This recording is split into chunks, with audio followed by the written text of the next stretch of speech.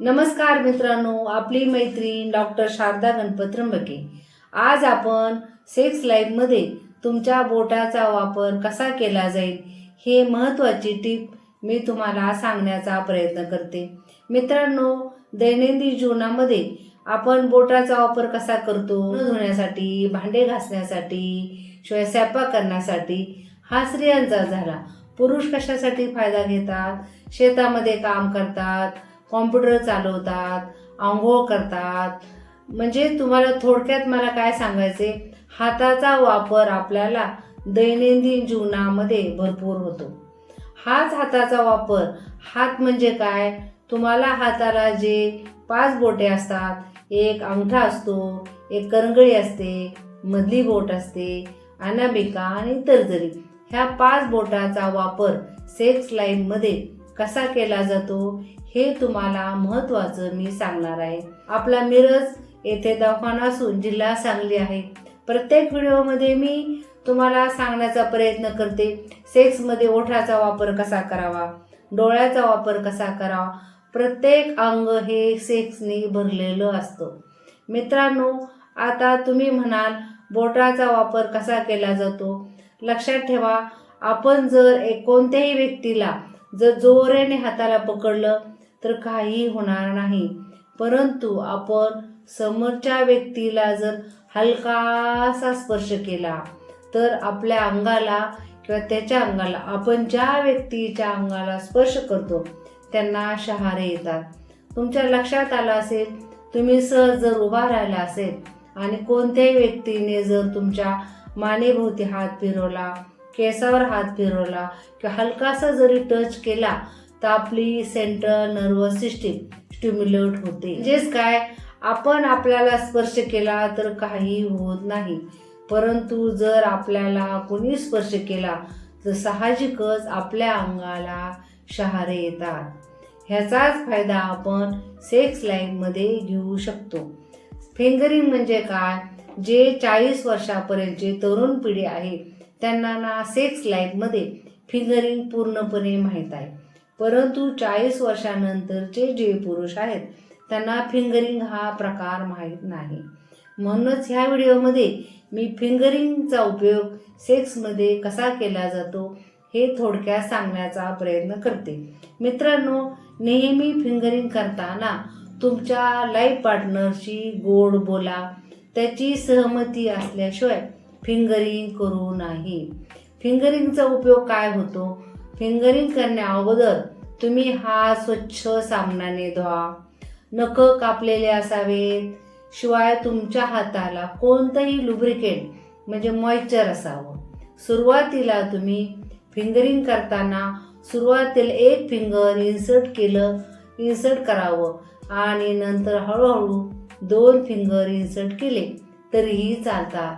3 finger कधीही insert करू नये। त्याचं कारण काय? जी योनी असते ती छोटी असते आणि ज्या स्त्रियांचं झालेलं आहे, ज्या स्त्रियांचे वय जास्त झालेलं आहे त्यांची व्हाजायना ड्राय असते, त्यामुळे व्हाजायनाला जखम होऊ शकते। मित्रांनो, फिंगरिंग केल्यामुळे स्त्री अतिशय स्टिम्युलेट होते। ती स्टिम्युलेट झाल्यानंतर तुम्ही तुमचं जे मिलन असतं पेनिस आणि योनी करू शकता।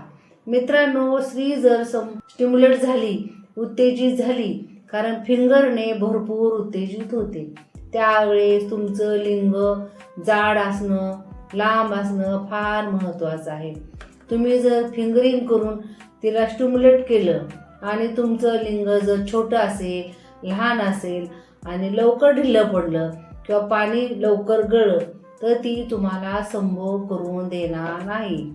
मित्रांनो, त्यासाठी आपल्या दवाखान्यामध्ये ज्या पुरुषांच्या लिंगाची लांबी कमी आहे, जाडी कमी आहे आणि त्यांना सेक्स करण्याची भरपूर इच्छा होते, परंतु पाणी लवकर गळतं, लिंगाला ताठरता येत नाही, पुरुषांनी आपल्या दवाखान्याला कमीत कमी एकदा तरी भेट दिली तर त्यांचं लिंग 100% तुकतुकीत होणार, जाड होणार आणि त्यांचं वीर्यपतन लवकर होणार नाही। मित्रांनो, फिंगरिंग केल्यानंतर तुम्ही स्त्रीला जरी स्टिम्युलेट केलं तरीही मूळ सेक्स कोणता असतो? तुमचं पेनिस आणि योनी. कितीही तुम्ही ओरल सेक्स करा, फिंगरिंग करा, मिलन करा, परंतु सेक्स हा दोन्ही लिंगामध्ये होणं फार महत्त्वाचं आहे. हा व्हिडिओ बनवण्याचा माझा उद्देश म्हणजे काही स्त्रिया सेक्स करण्यास तयार होत नाहीत. ज्या स्त्रिया सेक्स करण्यास तयार होत नाहीत, ज्या पुरुषांचा स्टॅमिना चांगला आहे, त्यांनीही जर मी सांगितलेली टेक्निक वापरली 100% स्त्रिया त्यांना सेक्स करून देतील. पण ज्या पुरुषांना ताठरता नाही, ज्या पुरुषांचं लिंग ढिल्लं पडलेलं आहे, ज्या पुरुषांना BP आहे, ज्या पुरुषांना शुगर आहे, ज्या पुरुषांना ओबेसिटी आहे आणि अशक्तपणा आहे, त्या पुरुषांनी आपल्या क्लिनिकला एकदा भेट दिली तर आपण त्यांना छानसे आयुर्वेदिक काढे, चूर्ण, लिंगाला लावायला तेल आणि काही विशिष्ट प्रकारचे इंजेक्शन जर दिले आणि काही पुरुषामध्ये हॉर्मोनची कमतरता असते, त्यांना थोडी हॉर्मोन थेरपी केली तर निश्चितच त्यांचे पुरुषत्व पुन्हा येईल आणि त्यांचं नपुसकत्व कमी होईल. म्हणून ह्या व्हिडिओकडे जर तुम्ही व्यवस्थित पाहिलं, व्यवस्थित ऐकलं तर 100% फायदा होईल. शेवटचं मित्रांनो मी तुम्हाला सांगते, योग्य आहार घेतला, योग्य प्राणायाम केलं, 30-40 मिनटं चाललं आणि तेलकट जर खाल्लं नाही, तुपट खाल्लं नाही, जर तुम्ही स्मोकिंग केलं नाही म्हणजे दारू पिणं, तंबाखू खाणं आणि विशिष्ट प्रकारचे काही अनेक व्यसनं असतात, त्या व्यसनापासून जर तुम्ही दूर राहिले तर 100% तुमचं सेक्स्युअल लाईफ फार छान होईल. त्यासाठी तुमची मैत्रीण डॉक्टर शारदा गणपत त्र्यंबके तुम्हाला कोणतीही अडचण असू द्या, मी इथे खंबीरपणे उभी आहे. तुम्हाला अगदी सुंदर छानपैकी ट्रीटमेंट करून देईल आणि तुम्हाला सेक्स लाईफमध्ये सेक्स कसा करावा, कोणत्या टिप वापराव्या, या प्रत्येक व्हिडिओमध्ये नेहमीच मी सांगत आलेले आहे. मित्रांनो, आतापर्यंत मी 40-50 व्हिडिओ 100% बनवले आहेत. तुम्ही जर पाहिलं, लाईक केलं, शेअर केलं, सबस्क्राईब केलं तर मी एक छानसा पुढील एक व्हिडिओ बनवेल. नमस्कार. आपली डॉक्टर शारदा गणपत त्र्यंबके. नमस्कार.